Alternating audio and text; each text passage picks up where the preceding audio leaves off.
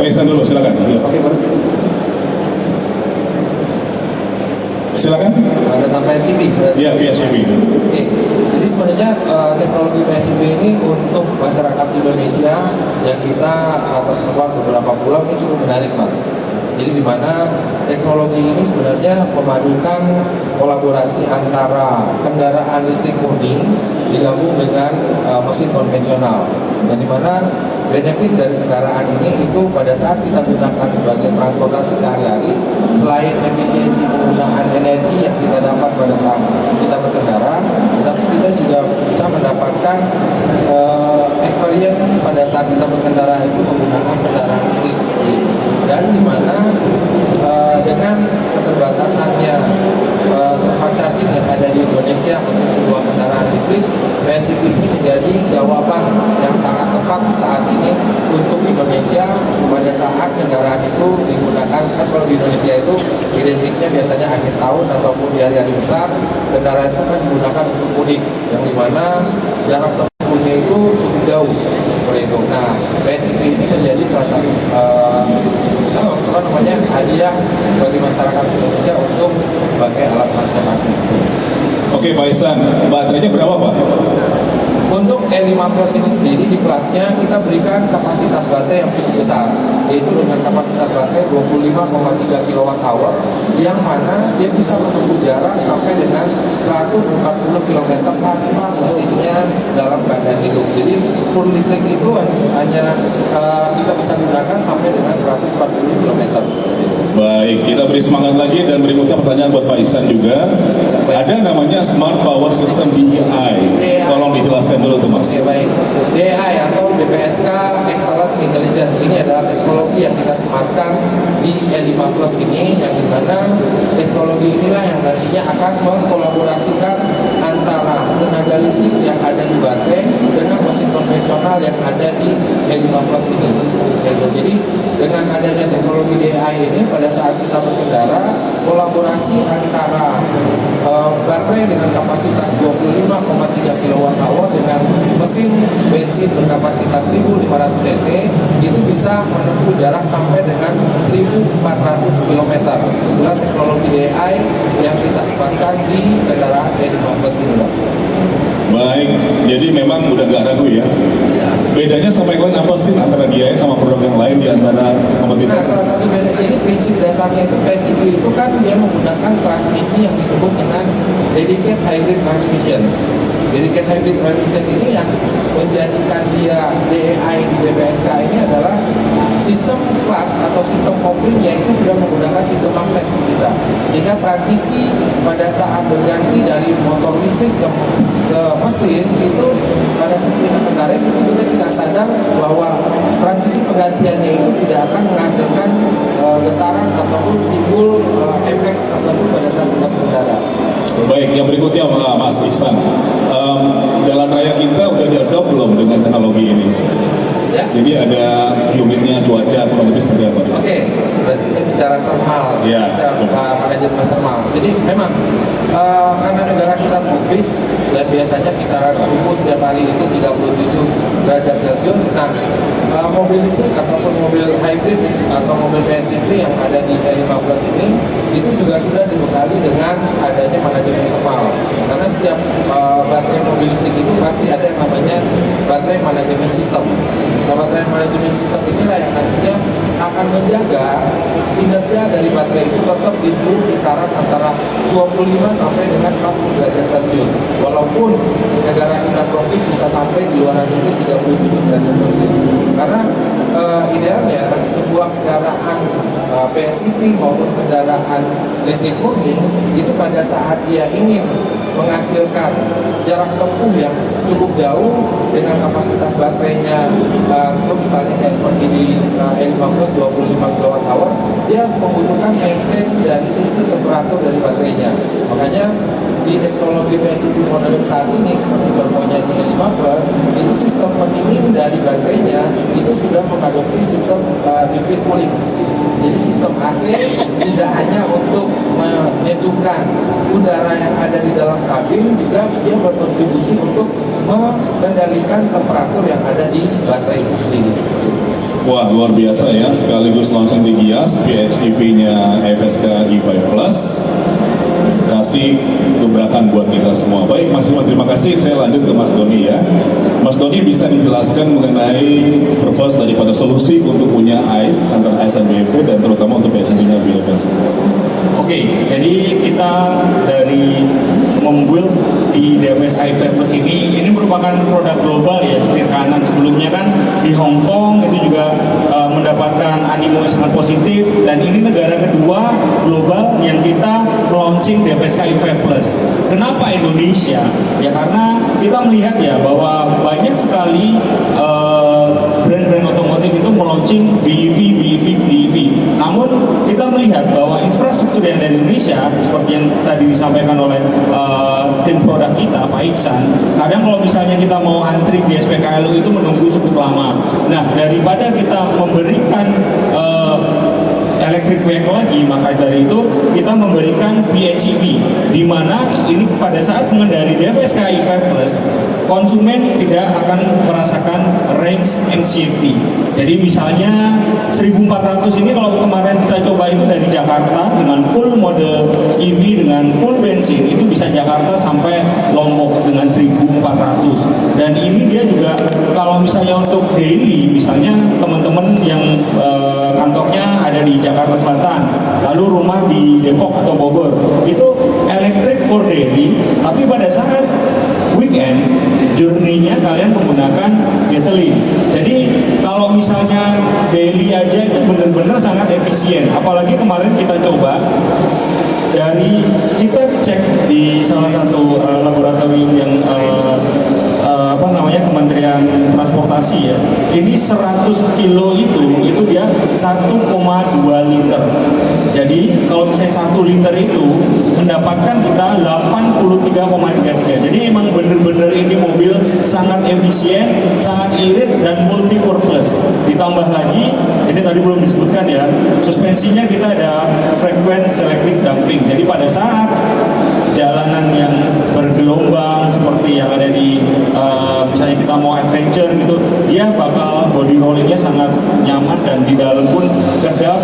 Terus juga banyak sekali fitur-fiturnya. Contoh kalau misalnya ibu-ibu yang mau parking, kita juga sudah ada APA, dan ini FSD dan APA ini di kelasnya ya, biasanya kan itu mobil yang harganya di atas miliaran ya Pak. Jadi ini merupakan solusi yang tepat buat masyarakat di Indonesia. Kalau kita baca data di Polrek ya, Police Registration, dari tahun lalu 2024 ke 2025 market PHEV pun juga growing. Maka dari itu kita membawa DFS i5 Plus ke Indonesia seperti itu Pak. Baik, jadi ini masuk kategori yang dual energi untuk SUV urban ya. Dual energi, dual purpose. Dual purpose. Betul. Jadi nggak punya keraguan 1400 sampai Lombok. Betul. Oke. Dan juga masuk combine elektrifikasi antara daily use dan flexibility untuk Flexibility buat adventure di weekend. Oke, jadi nggak ada keraguan ya. Tidak ada keraguan. Oke, baik. Kita beri semangat lagi. Saya pindah ke Mas Iksan kembali di sini, atau Mas Doni juga boleh dibantu. PHEV fits how Indonesia actually live for travel. No need to wait for mature charging ecosystem. Tadi udah dibahas mengenai rent society, udah nggak perlu. Jadi udah masuk ya. Dan dia sampai 1400 sampai dengan Jakarta Lombok juga bisa sekali jalan. Tanpa ngecas, tanpa isi bensin. Ya. Oke, udah dicoba tuh. Sudah dicoba. Wah, luar biasa. Kita beri semangat lagi. Kita lanjut, berikutnya adalah ke Mas Doni.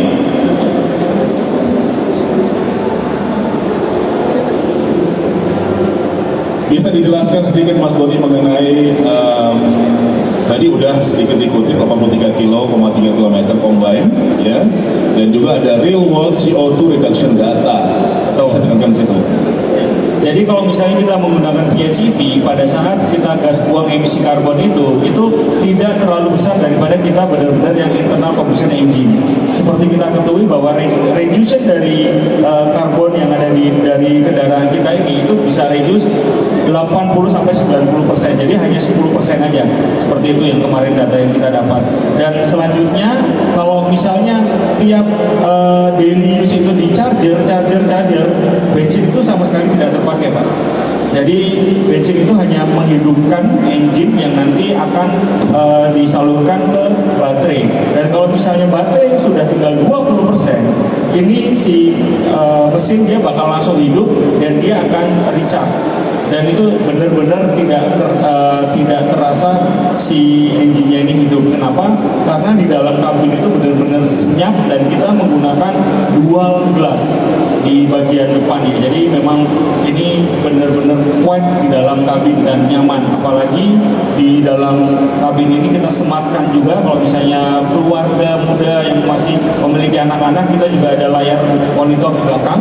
Itu bisa sambil menggunakan aplikasi-aplikasi, beberapa aplikasi untuk menonton video, dan jadi ini benar-benar family needs seperti itu, Pak.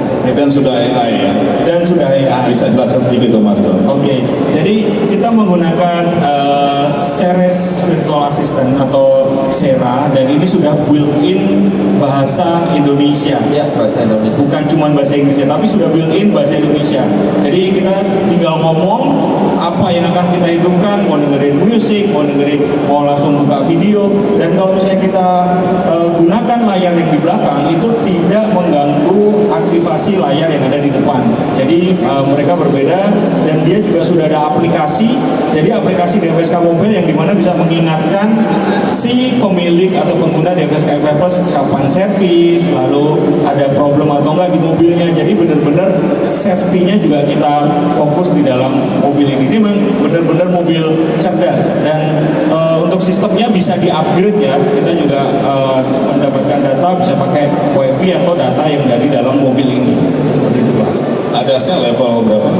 Ada sih level 2. Level 2. Level 2. Jadi saya sambung lagi terkait tentang emisi karbon. Memang PHEV itu dual energi.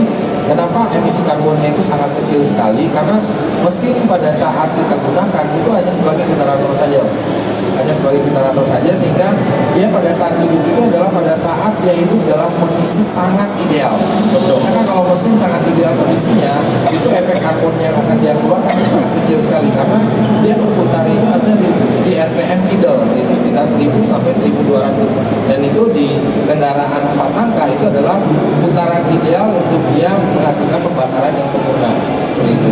Nah, terus balik lagi ke AI, ini terintegrasi dengan database kita yang ada di pusat Chongqing, Pak. Jadi secara real time kendaraan ini pada saat kita gunakan itu dia selalu mengirimkan data ke database yang kita punya di servernya di China untuk selalu di-update terus-menerus. Salah satunya itu adalah dia dilengkapi dengan sistem perintah suara yang kita bisa gunakan dalam 2 mode.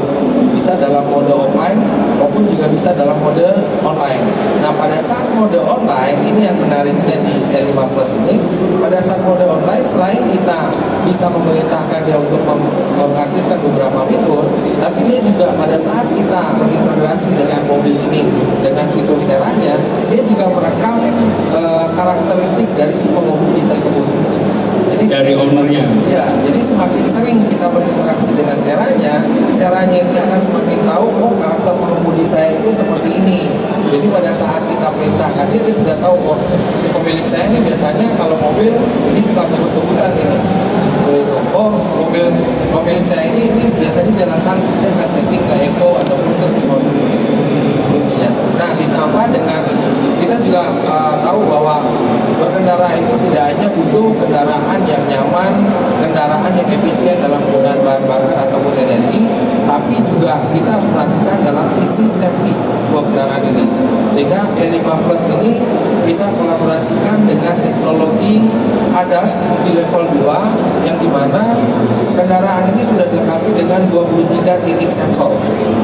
23 titik sensor ini terpasang mulai dari depan, samping kiri, samping kanan, dan belakang, sehingga dari 23 sensor ini dia bisa mengkolaborasikan sistem ADAS itu berjumlah total ada 18 ADAS.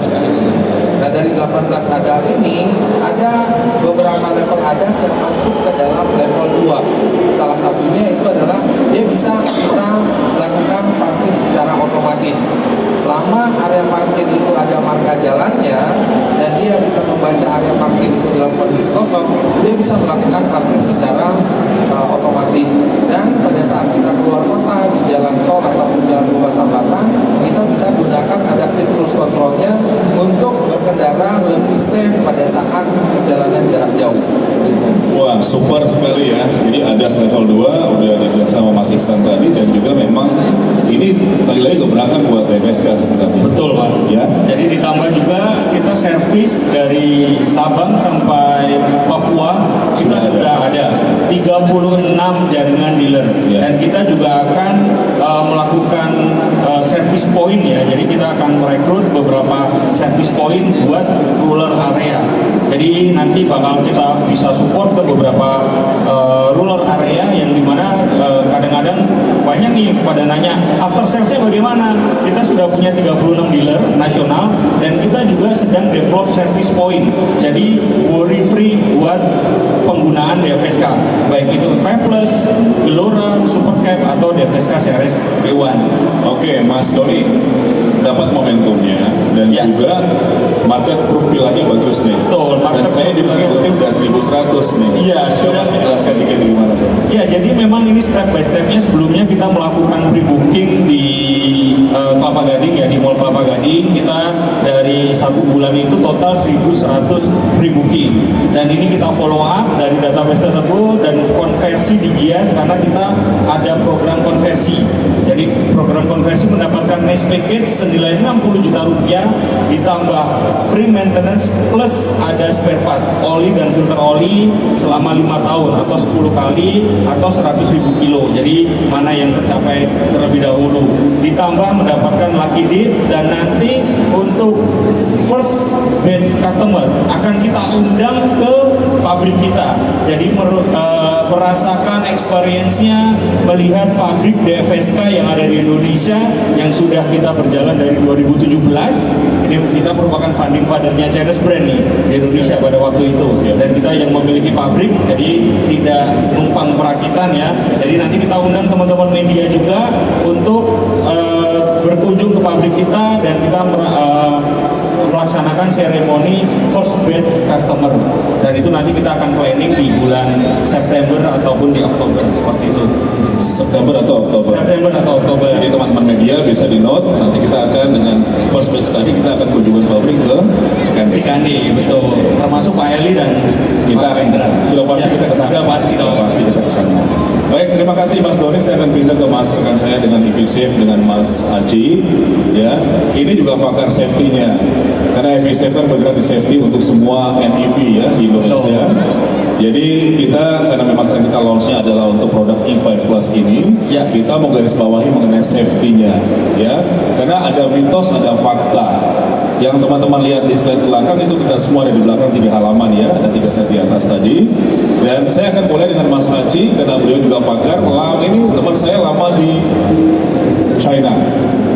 Dia tadinya advance engineering buat manufacture pabrikan EVA mobil itu di Audi dan Lotus, grupnya Geely ya. Jadi kalau datangkan dari Cina kemari yang udah pengalaman lebih dari 28 tahun, ini emas buat bangsa ini. Setuju? Setuju. Oke, kita dengar sekarang karena kita highlight buat EV, PHEV-nya EF Plus. Kita akan dengar dari Mas Haji mengenai satu-satu saya tanyain ya. Satu ya. Oke. Baterai build high safety standards ya untuk produk ini, dan juga BMS-nya coba nanti dijelaskan lagi. Terus durability, dan juga masuk ke dalam antara beda combustion, ada tadi Mas Ihsan sampaikan antara ada yang digerakkan dengan generator ya, generator terus sama dengan motor listrik. listriknya ya 1400 km sampai dengan Lombok tadi ya, dan teknologi PCV-nya bisa dimulai Mas Aji. Terima kasih Mas Eli. Sebetulnya PHEV ini bukan teknologi baru ya. Artinya kalau misalnya tadi kita dengar Mas Eli kan bilangnya NEV ya, New Energy Vehicles. Memang di Cina bukan hanya EV. Jadi sebetulnya mereka juga mobil baterai. Hampir setengah dari penjualan mobil elektrifikasi NEV di Cina itu sendiri adalah PHEV. Jadi artinya sebetulnya kita aja agak ketinggalan ya masukin teknologi di sini. Bukan ketinggalan, saatnya sekarang kan one by one kali ya, satu gitu ya. Nah sebetulnya juga di Cina NEV itu termasuk PHEV berarti mereka juga dapatnya plat khusus, plat hijau. Jadi Jadi mungkin kalau di sini seperti plat biru ya. Seharusnya ini mendapatkan ini ya fasilitas plat biru ya Pak ya, seharusnya ya. Harusnya. Oke, itu teman-teman media nanti mungkin bisa disampaikan kalau saya ketemu dengan government ya, bahwa PHEV di luar negeri itu mendapatkan hak keistimewaan yang sama dengan BEV karena gas buangnya tadi ya Pak ya. Betul. Jadi di sini seperti yang di slide di atas itu future is multi pathway. Itulah yang dirintis juga di Indonesia. Bukannya kita memang harus langsung lompat ke EV, tapi kita juga memberikan ruang buat mobil seperti PHEV itu untuk menjadi bagian dari transportasi kita. Di sini PHEV itu menjadi jembatan menuju elektrifikasi. Dan jadi kalau kita lihat di sini, yang penting ini adalah edukasi, infrastruktur sama safety. Nah kalau kita tadi masuk ke safety-nya, memang itu kerjaan kita ya sebagai EV safe ya. Walaupun PHEV ini juga mempunyai mesin ICE serta baterai, tapi bukan berarti dalam segi safety itu di bawah dari BEV. Semua baterai dan powertrain elektrik dari PHEV, khususnya PHEV dari DSSK ini, itu sama seperti EV-EV yang lain. Berarti mereka juga kedap air sampai IP67 Iya. dan juga mempunyai BMS, Battery Management System, tadi Mas Isan dan bilang juga, dan juga mempunyai thermal management systemnya, jadi cooling dan lain-lain. Jadi sama seperti EV-EV yang mungkin dilihat di hall ini ya. Jadi artinya bukan berarti ini kompromi, merupakan ini adalah standar dari EV yang diterapkan juga di PHEV. Oke, saya lanjutin Mas Haji ya. Di sini coba kan kita tuh, saya coba segmentasikan gitu ya. Jadi ada ICE, terus ada HEV ya, dan ada PHEV, terus ada BEV ya. Di Indonesia kan awalnya kita udah puluhan tahun dengan ICE dulu. Ya. And for the past 5 years masuk yang BEV. Ya, Terus setahun terakhir ramai dengan PHEV, betul ya. Nalurinya bagaimana tuh? Ini saya mau komen antara yang jualan sama orang teknik dan safety-nya, gitu kan? Karena jujur saya pakai BEV, saya mau ganti, saya mau tambahin BEV. Ya, kalau dijelaskan di atas itu ada yang dalam kota kita pakai dengan BEV, Iya. right? Terus kalau kita keluar kota yang jauh kita combine engine and dual mode, right? Itu dengan PHEV. Mau pilih yang mana? Tadinya saya lirik brand lain, tapi pas ini malah saya pikir ya, ini brand paling bagus nih, dengan segala advantage-nya sangat bagus, di mana yang nggak kalah dan kita yakin ini pasti akan laku. Pasti. Kita yakin Laku ya, pasti laku gitu. Nah saya kembali ke Mas Haji ya. Di sini ada komparasi ya. Jadi dijelaskan long distance travel untuk PHEV ya kan, untuk dalam kota gitu kan. Terus ada yang tadi Mas Doni juga sampaikan, ada zero local emission buat driving flexibility. Bisa ditambahin tuh Mas Haji. Jadi kalau dilihat dari tabel ini bisa kelihatan ya matriks ya, kira-kira apa sih keunggulan dan keterbatasan dari PHEV dibanding dengan ICE sama BEV. Kalau misalnya memang kita pemakaiannya hanya di dalam kota, 140 km itu lebih dari cukup untuk commuting per hari. Mungkin bisa beberapa hari. Dan juga kalau misalnya tadi kayak Mas Eli bilang, weekend kita mau ke Cirebon misalnya atau ke Jogja, artinya nggak usah planning charging di mana sih. Betul. Tapi bablas aja. Tapi kelewatan sampai Lombok misalnya. langsung jalan. ya kan sebenarnya uniknya PHEV itu Pak. Jadi kalau kita lihat slide tadi itu, PHEV itu sebenarnya gabungan dari semua teknologi yang ada di slide kita itu jadi satu. Itu PHEV. Jadi PHEV itu bisa menjadi mobil listrik secara murni karena baterainya tadi 25 kWh yang bisa tempuh jarak 140 km, tapi dia juga bisa menjadi full hybrid. dia juga bisa menjadi full hybrid, di mana kombinasi antara motor listrik dengan mesin bensin itu bekerja sama untuk muterin roda pada saat butuh akselerasi yang lebih tinggi. Tapi dia juga bisa menjadi seri hybrid, yaitu mesin menjadi generator.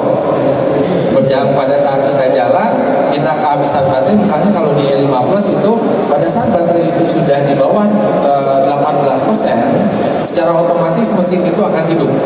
Hidupnya tujuannya untuk apa? Hidupnya itu adalah tujuannya satu, untuk menyuplai tenaga listrik ke motor listrik, sisanya itu akan disimpan ke baterai. Jadi pada saat kita jalan itu di prinsip seri hybridnya itu akan mengisi baterai seperti itu. Tapi pada saat kita berkendara secara konstan, jadi pada saat kita di tol berkendara secara konstan 80 sampai 100 km per jam itu konstan jalan. Nah nanti dia switching, si motor listrik itu akan pelan-pelan mati untuk dipindahkan ke mesin bensin. Jadi pada saat konstan peranan mesin itulah yang memutarkan roda. Jadi sebenarnya 4 teknologi mobil di PHEV itu jadi satu. Itu yang uniknya seperti itu. Jadi pintar banget ya. Sangat pintar. Sangat pintar. Sangat pintar. Di bawah sama laki, perempuan juga pintar gitu. Iya, betul. Oke, saya tambahkan lagi buat yang Mas Haji ya. Jadi ada di sini juga kita bicara mengenai safety-nya dulu. Itu ada di sini kan pilar mengenai first responder, Mas. Ya, ini baterai 25 kW kan. Karena kan ada 4 kali dia switching 4 kali kan. Yang dijelaskan tadi. Dari safety-nya gimana, Mas Haji? Kalau dari safety-nya sendiri itu tidak kalah dari EV sendiri. Berarti di sini juga boleh dibilang dari segi keamanan. Misalnya lagi nanjak ya, terus dengan yang mesinnya itu bisa mendukung motor listriknya, berarti nggak bakalan slip sebetulnya. Iya.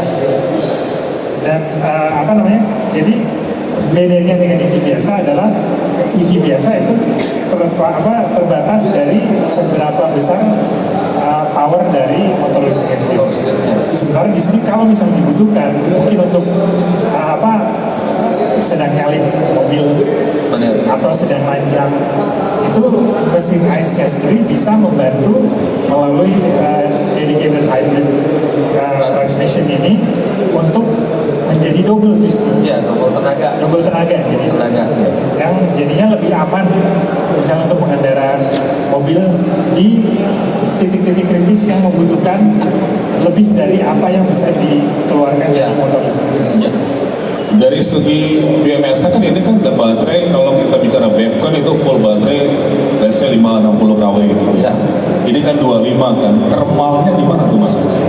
Potensi thermal runaway-nya, karena ini baterai kecil. Potensi thermal runaway-nya juga kecil sih sebetulnya, karena memang dengan baterai ini tidak dipakai secara kontinu, artinya juga baterai ini bisa dengan efisien disupport oleh baterai management system-nya dan thermal management-nya sendiri. Jadi cooling system dan lain-lain itu bisa bekerja dengan lebih efisien dengan baterai yang lebih kecil dibanding sama baterai yang misalnya 3 kali lipat untuk BEV biasa. Iya. Pada saat pergantian mode, ya kan, cuaca kalau dari panas ke hujan gimana? Siapa bisa bantu jawab? Oh iya, ya. Jadi kalau dari sisi sistem thermal yang ada di E5 Plus ini, sebenarnya temperatur itu tetap dijaga dengan sistem coolingnya tadi. Jadi mau di luar itu cuacanya lagi panas, mau cuacanya lagi hujan, ataupun cuaca lagi adem-adem saja, di dalam baterai itu sudah dilengkapi dengan cooling yang dia ngambil dari sistem AC. Jadi sistem AC itu tidak hanya untuk mendinginkan bagian interior, tapi dia juga ada satu jalur lagi yang masuk ke dalam sistem baterai itu untuk menjaga baterai itu selalu idealnya itu di angka 25 sampai dengan 40 derajat Celcius gitu. Karena kan thermal runaway itu kan salah satu yang diakibatkannya itu kan karena setiap sel baterai itu bekerja keras untuk mencapai voltage yang sesuai dengan yang kita. Nah, di mobil PHEV ini itu kecenderungan akan baterainya itu bekerja di bawah 10% itu akan kecil Pak. Karena pada saat baterainya itu, atau di bawah SOC, sorry, kan biasanya baterai itu kan ada range SOC-nya ada 20 ke 80, terus ada 10 ke 90. Nah kalau di DVSK 5 Plus ini, itu range SOC-nya itu di 10 sampai dengan 90. Itu range dia ideal pada saat bekerja. Nah pada saat dia mulai menyentuh angka 10% di baterainya, itu si generator akan bekerja diputarkan oleh mesin untuk isi baterai, sehingga kemungkinan dia bekerja di bawah dari SOC-nya si baterai ini itu akan kecil seperti itu, sehingga thermal runway yang biasanya akan muncul itu bisa diperkecil, ditambah dengan sistem pendingin yang dikendalikan oleh sistem BMS tadi seperti itu. Komprehensif sekali ya. Sangat komprehensif ya. Baik, saya lanjutkan ke Mas Aci lagi mengenai edukasi dulu nih. Karena memang saya pribadi melihat ini makin marak PHEV. Dan kelihatannya juga road kita menunjang ya. Sumatera sampai Sulawesi misalnya. Ya. Jadi orang punya range anxiety, ya, terus bensin juga harga lagi naik-naiknya nih. Lagi naik-naiknya gitu kan. Ini ada yang combine dual mode bagus gitu kan, dengan segala dengan semua fitur-fiturnya gitu ya, teknologinya juga. Dan kedepannya gimana kita majukan sisi edukasinya supaya masyarakat makin paham mengenai PHEV ini. Bisa, silakan Mas. Mungkin dari edukasinya sendiri itu yang penting adalah PHEV itu sebetulnya bukan hybrid biasa. Kita kan udah kebiasaan dengan hybrid yang HEV itu kan ya. Yang dimana hybrid itu yang memang hybridnya itu tidak bisa di-charge dari luar. Ini mungkin juga kita harus edukasi sebetulnya apa sih yang keunggulan dari PHEV ini dan keterbatasannya juga. Sama seperti waktu kita awal-awalnya EV masuk, kita kan membahas mitos dan fakta apa sih yang benar dalam EV itu, apakah EV bisa banjir dan lain-lain seperti itu.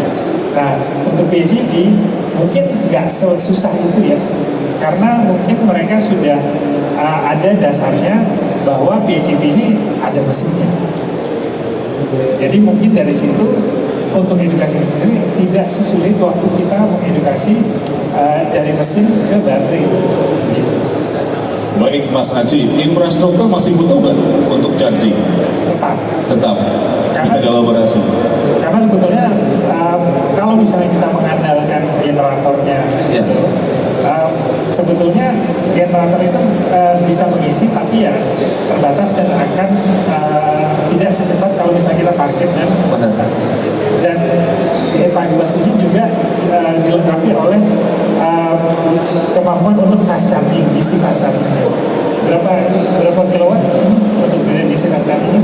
Ya, untuk fast charging itu mampu dari 30 sampai 80% itu dengan waktu 20 sampai 28 menit. Terimanya berapa? 120? Terimanya itu dari 40 sampai 60. 60, oh dia ngikutin. Iya, Oke, baik. Jadi tetap perlu infrastruktur, tapi artinya baterai itu kecil dan di rumah pun untuk charging AC pun masih nyaman lah, gitu kan, nggak harus seharian atau sesuatu. Dengan adanya infrastruktur yang banyak, L15 ini makin efisien operasionalnya Pak. Ya. Oke. Ditambah free wall charging nih. Oke, kita note semua ya, kayaknya udah nggak tahan buat beli mobil yang bagus, EV-nya E5 Plus ya. Kita kayaknya sesi nggak akan sekali, mesti ngulang.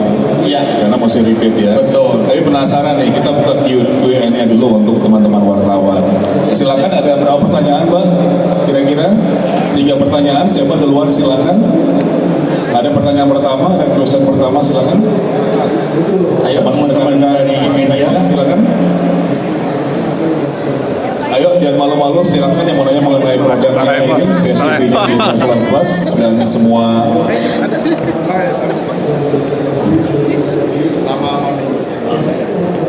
Selamat siang, Bapak-Bapak. Saya ini dari Merdeka untuk Pak. Mau nanya, mungkin perlu penjelasan lagi untuk ini sebenarnya kalau PHEV ini. Kalau kita jalan jauh kan itu kalau listriknya itu 140 km ya. Nah itu kalau dipakai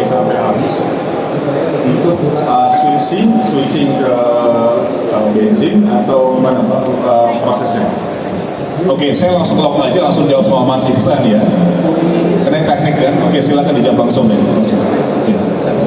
Oke, baik Mas. Jadi sebenarnya di PSIP itu sebenarnya semua teknologinya di PSIP itu diatur dengan DPSK Excellent Intelligence tadi. Jadi di mana pada saat pertama kali kita menggunakan kendaraan itu, dia akan fokus dulu untuk menghabiskan baterainya. Dia akan fokus dulu untuk bergerak secara sistem elektrik atau EV murni. Nah, secara defaultnya E5 Plus itu di settingnya itu pada saat dia baterainya itu menyentuh angka 18%, menyentuh angka 18%, mesinnya itu secara otomatis akan hidup menjadi generator. Seperti itu. Jadi kalau kita setting dia di 18%, itu nanti dia akan hidup jadi generator. Nah, pada saat hidup jadi generator itu dia akan lakukan pengisian sambil kita berjalan. Seperti itu. Tapi 18% itu kita bisa atur juga sebagai pemiliknya. Misalnya kita inginnya itu di 30%, mesinnya itu hidup untuk isi baterai, itu juga bisa. Atau di 50%. Gitu. Tapi default dari pabrikan pada saat kita menggunakan mobil itu terendahnya untuk baterai di 18%. Seperti itu. Gimana Mas? Bisa? Oke ya. Oke, pertanyaan kedua silakan teman-teman media. Ya, silakan Mbak dibantu dulu. Saya Erhan dari Okezon. Ini saya tanyakan adalah saat ini kan banyak hybrid dan EV dan sekarang ada PHEV. Nah, kalau di FSK sendiri melihat pasar PHEV itu seperti apa sih? Karena kan memang dalam beberapa waktu belakangan sejumlah model juga punya PHEV gitu ya. Terima kasih. Baik, terima kasih. Kalau ini jawabnya mesti langsung ke komputer. Mas Doni silakan. Ya, thank you, pertanyaannya sangat menarik nih. Kenapa kita memilih meluncurkan produk PHEV? Selain dari sisi ini produk global, dan kita berharap masyarakat itu mencoba dulu produk dari kita. Pertama itu. Terus yang kedua, teknologi kita mumpuni. Karena teman-teman mungkin tahu ya, DFSK sebelumnya kan fokus ke komersial. Kenapa kok sekarang ke passenger? Dan itu dia lebih mendekati ke middle premium ya. Nah, kita melihat bahwa di sini kalau dibandingkan dengan harga kompetitor pada saat yang sebelumnya sudah ada ya, pasar PHEV itu meningkat dari 5% sampai ke 25 sampai 30% average. Kita lihat dari brand sebelah ya. Dan harga yang kita berikan kepada DFSK E5 Plus ini sampai saat ini adalah harga ter-affordable di seluruh dunia. Kalau misalnya kita lihat DFSK E5 Plus contoh di Amerika Latin, lalu di China-nya sendiri, yang di Indonesia ini adalah tipe yang tertinggi dan ini adalah six seater yang hanya ada di dunia untuk pasar Indonesia. Begitu teman-teman. Jadi yang di luar itu semuanya 7 seater dan ini 6 seater dan level yang premium yang ultra plus yang paling tinggi dengan harga yang affordable hanya 479. Jadi kita menginginkan para konsumen kita, baik itu konsumen DFSK sebelumnya upgrade ke DFSK E5 Plus, lalu juga konsumen-konsumen yang ingin lebih efisiensi cost namun tidak worry untuk mencari charging, ya kita akan berikan produk yang sangat mumpuni DFSK E5 Plus. Itulah makanya kita menghadirkan ini. Dan kalau misalnya teman-teman juga tahu ini mungkin mirip dengan sub-brand kita yang premium ya, yaitu nanti teman-teman bisa cari sendirilah. Jadi ini platformnya juga sudah sesuai dengan series grup kita yang ada di China. Kita juga bisa lihat bahwa ini kita sudah masuk ke middle premium dan itu sangat affordable dan harus dicoba untuk para konsumen Indonesia. Itu target kita. Kalau saya sih yakin banget sih Mas. Karena saya juga suka sama produknya. Iya, berarti besok beli ya Pak? Sudah. Oh sudah. Berarti sudah ambil. Thank you Mas Doni. Yang ketiga ada pertanyaan lagi? Halo Pak, Yang terakhir silakan. Nama dari mana? saya Danang dari Sidonis Pak. Mungkin yang pertama, PSIV tadi Mas Doni udah sebut pertumbuhannya tinggi banget. Tapi kalau kita lihat datanya dibandingkan dengan hybrid ini masih sangat kecil pertumbuhannya, apalagi sama EV ya. Masih mungkin di bawah 2 digit ya PHEV. Mungkin bisa memprediksi dengan semakin banyaknya PHEV model tahun ini, apakah nantinya juga akan seimbang dengan hybrid, atau memang si kategori PHEV ini ya emang selalu akan di bawah hybrid, mungkin karena harganya atau mungkin karena alasan yang lain. Itu yang pertama gitu. Mungkin prediksi aja kedepannya akan kayak gimana sih sebenarnya marketnya ini dari bapak-bapak yang sudah expert ini. Terus yang kedua, penggunaan dari PHEV sendiri sebenarnya tuh masih banyak yang bingung. Apakah ini harus dicas? Apakah kita harus punya wall charger sendiri di rumah atau dipakai selayaknya hybrid aja gitu? Itu yang kadang-kadang edukasi ke sana itu masih minim gitu. Jadi untuk mengoptimalkan PHEV sendiri orang masih belum banyak yang paham gitu. Mungkin bisa kasih masukan atau tips untuk soal itu. Terima kasih. Baik, Mas. Nggak kenal maka nggak sayang. Saya ngalamin 2021 BEV masuk orang bingung kan. Ya kan? Nah sekarang for the past 1 year, apalagi sekarang di Gias ini dengan produknya ini ya, itu fungsi kita sekarang tuh Mas, buat kenalin ke masyarakat. Jadi kalau saya pecah dua tadi pertanyaan tadi, pertama masalah komersil dulu ya, nanti dibantu sama Mas Doni, terus yang teknik yang kedua akan dibantu oleh Mas Iksan. Yang pertama silakan. Oke, thank you Mas Danang. Ini pertanyaannya sangat menarik ya. Jadi target untuk PHEV apakah nanti sama kayak hybrid? Jadi kalau misalnya kita melihat hybrid itu banyak konsumen yang mengeluhkan pada saat penggunaan hybrid di macet itu bukan baterainya yang maksimalkan untuk menggerakkan buat AC, buat radio dan lain sebagainya, untuk fitur-fitur yang ada di dalam kendaraan. Nah, untuk PHEV itu penggunaan untuk fitur-fitur AC dan lain sebagainya itu diambil dari benar-benar pure baterainya. Jadi kita bisa membedakan nih baterai dengan KWH kecil, dia buat mendorong aja, menggerak pada saat di bawah pergerakan 20 km per jam. Kalau misalnya baterai PHEV dengan baterai yang besar, apalagi ini baterai terbesar di kelasnya pada saat ini, itu dia bisa menggerakkan fitur-fitur di dalamnya. Jadi keiritannya benar-benar mumpuni dibandingkan dengan hybrid. Nah, target kita dari DFSK untuk PHEV ini seperti apa? Ya kita pelan-pelan kita akan menggrab customer, mengedukasi customer si hybrid electric vehicle dengan PHEV. Karena ini dengan adanya charging dan baterainya KWH yang besar, dia efisiensinya lebih besar dan dia juga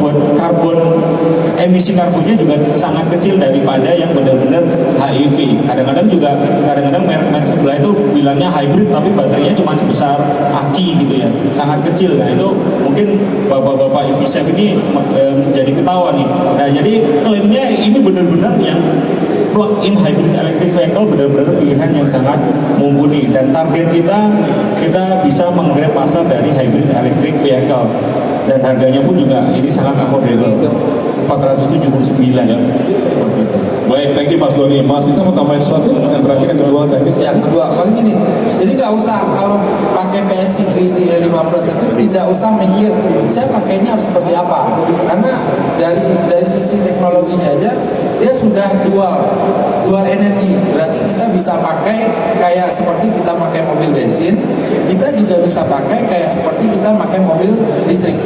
Jadi tinggal pilih aja.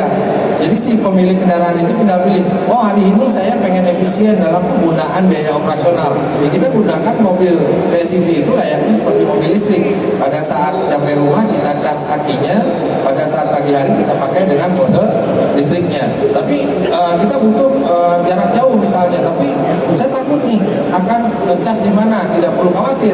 Dia juga bisa sebagai mode yang kedua, yaitu dual energi, yang dimana range extended dan juga full hybridnya itu bekerja seperti itu. Jadi sebenarnya pengguna PHEV itu lebih lebih gampang untuk menggunakan kendaraan ini karena dia bisa dijadikan mobil listrik, bisa dijadikan mobil hybrid seperti itu. Oke, kita beri semangat dulu, mana tepuk tangannya. Jadi kita close to the end of the session.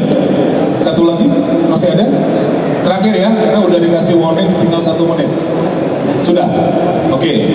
Jadi kalau saya lihat gini, kita ikutin EV ini kan dari NEV dari 2021 kan paling tidak sampai hari ini gitu ya. Itu dari brand sebelah sana udah sekitar 8-90% kan. Cuman kenalnya hybrid. Kalau saya bilang pribadi saya ini super hybrid. Ya. Betul ya, karena sebelah baterai cuma sekian, sini baterainya segini, ya, dan banyak sekali kemudahan yang dikasih, banyak manfaat ya, yang diberikan dan kita nggak perlu ragu. Jadi kalau kita melihat sampai dengan hari ini ke depannya, Indonesia akan jadi satu fokus di mana NEV ini, New Electric Vehicle ini adalah multi pathways. Ya, kalau sekarang EV itu ada sekitar 128.000, di mana entry line sekarang ada PHEV yang masuk, my belief ke depannya akan ambil porsi paling nggak sampai dengan 30%. Jadi nggak perlu ragu. Kurang lebih sama? Ya. Apa lebih? Setuju, Pak. Setuju. 30%. Lebih, Pak. Lebih. Berharapnya Lebih ya. Jadi ada pecinta BEV, ada pecinta EV, hybrid F, ada pecinta PHEV. Dan Anda siang ini termasuk pecinta PHEV. Ya. Baik, saya Rahman Eli dari EV Safe, juga teman saya Aji dari EV Safe, Mas Gofar. Terima kasih banyak juga dari Mas Isan dan Mas Doan dari DFSK. Untuk siang ini kita lanjut untuk sesi berikutnya di kesempatan yang akan datang. Terima kasih banyak.